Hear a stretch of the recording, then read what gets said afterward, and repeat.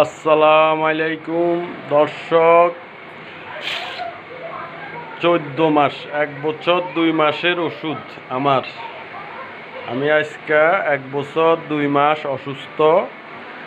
এই আজকা এগুলা সব ফালাই দেবো, জমায় রাখছি যে আমি কত টাকার ওষুধ খেয়েছি। দেখেন ওষুধের ঠোঁটগুলা দেখেন, 14 মাসের ওষুধ আমার। এগুলা খাইলাম, আমি এখনও পুরোপুরি সুস্থ হইতে পারিনি, কিন্তু ওষুধটা বন্ধ করে দিছি। ব্যথার জায়গায় ব্যথা থাকে, ওষুধে কাজ করে না, এর লেগে ওষুধটা বন্ধ করে দিছি। আজকে এগুলো ফালাই দেবো, এর লেগে আপনার দেখাইতে আসছি যে 14 মাসে আমি কত টাকার ওষুধ খেয়েছি। দেখেন দর্শক, দেখেন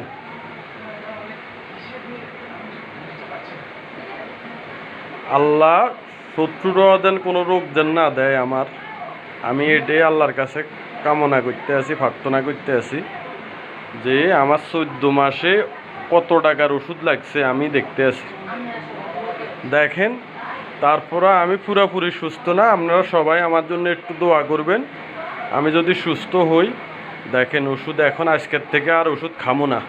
এই গতিকে একটা লাইভ ভিডিও ছাড়ি আপনাদের দেখাইলাম যে 14 মাসে আমি কত টাকার ওষুধ খাইলাম।